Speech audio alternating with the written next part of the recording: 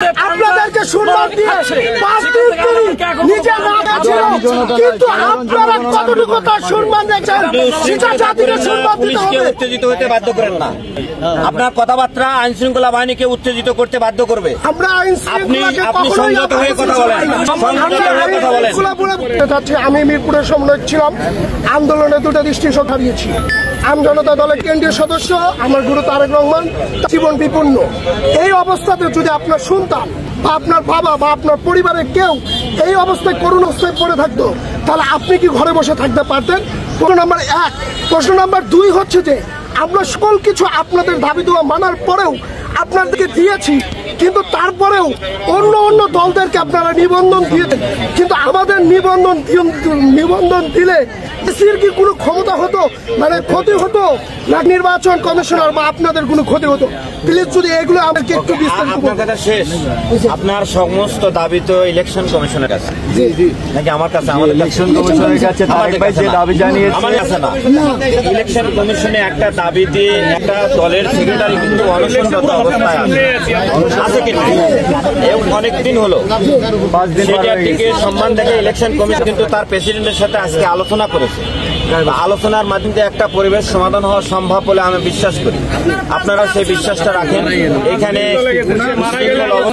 আমার কথা শুনে নাকি, এখানে উচ্ছৃঙ্খল অবস্থায় কোনো মিছিল মিটিং দেওয়া অরাজকতার সৃষ্টি করবেন না। এই অফিসের নিরাপত্তা বিঘ্ন করবেন না। কারণ কি, নিরাপত্তা বিঘ্ন হবে না জন্যই কিন্তু সে শান্তিপূর্ণ কর্মসূচি বেছে নিয়েছে। আমার কথাটা শুনেন সবাই। কোনো উচ্ছৃঙ্খল কর্মসূচি করবে না জন্যই কিন্তু সে অনশন করতেছে। সুতরাং তার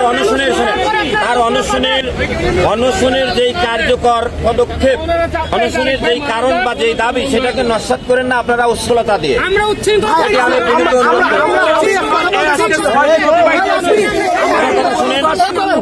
ওখানে অনশন করতেছে, তার অবস্থান কিন্তু আইন শৃঙ্খলা বাহিনী নষ্ট করেনি।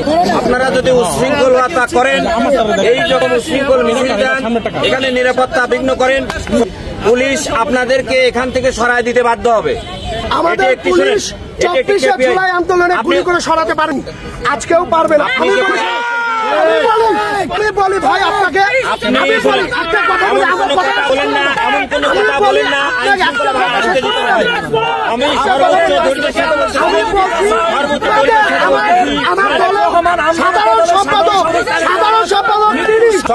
কথা বলেন। আমি বলছি আপনার দলের সেক্রেটারি অনশন দিছে। অনশন কোন অ্যাগ্রেসিভ কর্মকাণ্ড নয়, অনশন কোন উচ্ছৃঙ্খল কর্মকাণ্ড নয়।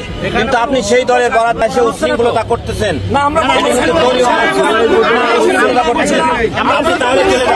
এখানে এই গেট কার্যক্রম চলতেছে, এই গেট থেকে উত্তেজনা করেন না। কোনো উত্তেজনা করেন না।